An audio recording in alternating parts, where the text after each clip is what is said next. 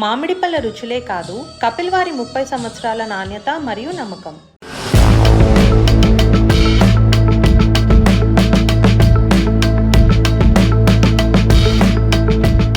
ఇటీవలి కాలంలో భారతదేశంలో యూపీఐ ఆధారిత డిజిటల్ చెల్లింపులు విపరీతంగా పెరిగాయి.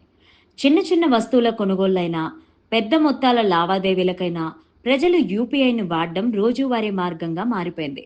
ఇక చిల్లర అవసరం తక్కువ కావడం, సులభతరం, వేగవంతమైన ట్రాన్సాక్షన్ల వల్ల చాలా మంది దగ్గర నగదు ఉండే పరిస్థితి కూడా తగ్గిపోయింది. ఒక వస్తువు ధర 40 రూపాయలైతే 100 రూపాయల నోటు ఇచ్చినప్పుడు తిరిగి వచ్చే చిల్లర కోసం ఇబ్బంది పడాల్సిన అవసరం యూపీఐ వల్ల తగ్గిపోయింది. ఈ మార్పులో నగదు లావాదేవీల అవసరాన్ని గణనీయంగా తగ్గించాయి.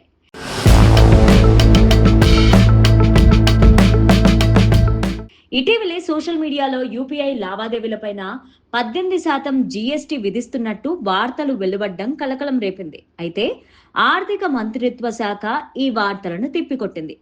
యూపీఐ ద్వారా జరిగే సాధారణ లావాదేవీలపైన జీఎస్టీ విధించే ఉద్దేశం లేదని స్పష్టం చేసింది. ప్రజలను డిజిటల్ చెల్లింపుల వైపు ప్రోత్సహించడమే తమ ధ్యేయమని కేంద్రం తెలిపింది.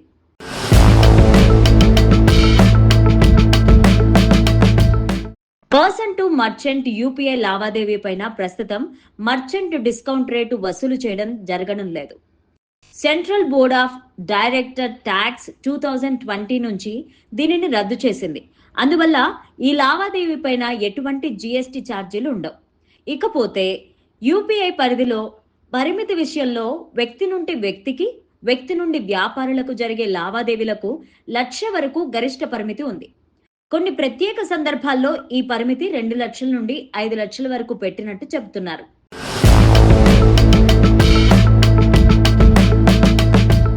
ఒకవేళ యూపీఐకు లింక్ చేసినటువంటి ప్రీపెయిడ్ వ్యాలెట్లు లేదా క్రెడిట్ కార్డులు వాడితే మాత్రం పరిస్థితి భిన్నంగా ఉంటుంది.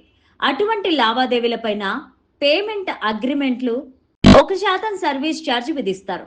ఈ ఛార్జ్ పైన 18% జీఎస్టీ వర్తిస్తుంది. అయినా సాధారణంగా యూపీఐ యాప్ల ద్వారా మనం చేసే ట్రాన్సాక్షన్లకు ఇలాంటి అదనపు భారాలు ఉండవు. ఈ క్రమంలో ప్రజలు నిర్భయంగా, నిరవధికంగా యూపీఐను వినియోగించుకోవచ్చు. కేంద్ర ప్రభుత్వం జీఎస్టీ విధించబోతున్నామన్న విషయాన్ని స్పష్టంగా వెల్లడించడంతో ప్రజల్లో ఈ సందేహాలు తొలగిపోతున్నాయి. డిజిటల్ ఇండియా లక్ష్యాన్ని ఇది మరింత బలాన్ని ఇస్తుందని చెప్పొచ్చు.